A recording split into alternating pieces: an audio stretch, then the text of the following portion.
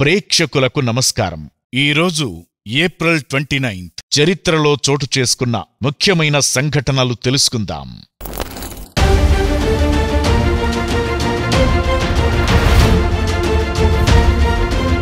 1661 Ming వంశం తైవాన్ను ఆక్రమించింది.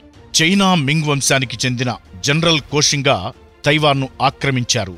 అతను Ming సామ్రాజ్యానికి నిబద్ధత కలిగిన యోధుడు.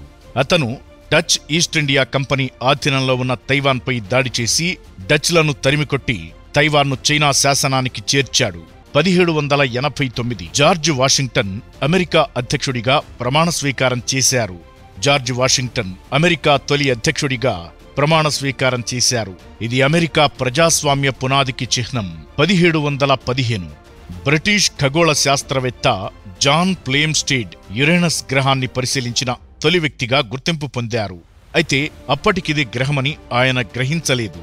1769 జేమ్స్ వాట్ స్టీమ్ ఇంజన్కు పేటెంట్ పొందారు. తన స్టీమ్ ఇంజన్కు ప్రత్యేక కండెన్సర్ను రూపొందించి పేటెంట్ పొందారు. ఇది పరిశ్రమల విప్లవానికి బీజం వేసింది. 1982 టెలివిజన్ రంగంలో సంచలనం. భారతదేశంలో తొలి కలర్ టెలివిజన్ ప్రసారం ప్రారంభమైంది. ఇది భారత్లో టెలివిజన్ పరిశ్రమలో ఒక కొత్త యుగాన్ని ప్రారంభించింది.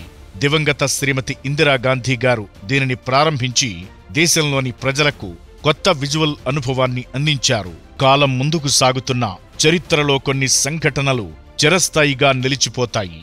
అలాంటి విశేషమైన సంఘటనలతో మళ్లీ కలుద్దాం. అప్పటి వరకు చూస్తూ ఉండండి PMC. ప్రతిక్షణం సత్యదర్శనం.